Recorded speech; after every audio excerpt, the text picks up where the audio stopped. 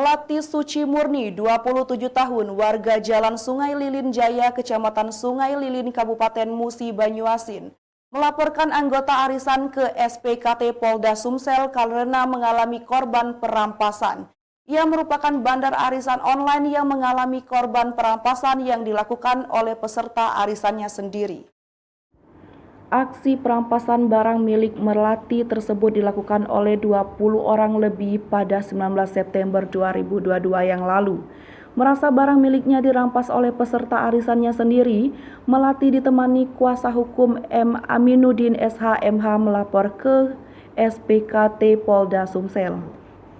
Pengacara yang dikenal dengan Amin Trust ini mengatakan bahwa sebelum kejadian itu, korban bersama suaminya mendatangi kantor advokat pengacara Amin Trust dan Asosiatis di Jalan Bungaran, Kecamatan Jakabaring pada 17 September 2022 lalu. Usai melakukan penandatanganan kuasa, lanjut dia mengatakan kliennya memberikan pengumuman di grup WA, Facebook dan mengenai permasalahan arisan online. Kemudian peserta arisan banyak menghubunginya sehingga di situ ia menyampaikan amanat kliennya akan bertanggung jawab. Lantas pada 19 September 2022, sebagian peserta arisan lebih kurang 20 orang lebih mendatangi rumah kliennya, mertuanya dan toko kliennya untuk merampas dan mencuri mobil isi rumah hingga 2 toko korban. Oleh karena itu, pihaknya melapor anggota arisan online berinisial EV, orang pertama kali melakukan perampasan mobil milik kliennya sehingga diikuti oleh peserta arisan online lainnya.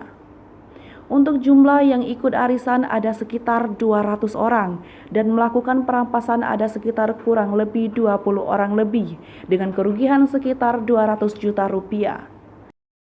Kabid Humas Polda Sumsel, Kombes Pol Supriyadi melalui Kasubdit Penmas Bid Humas AKBP Erlangga membenarkan adanya laporan tersebut. Hai pemirsa Sri Popo TV, jangan lupa komen, like, dan subscribe, serta tonton terus berita-berita terupdate lainnya ya.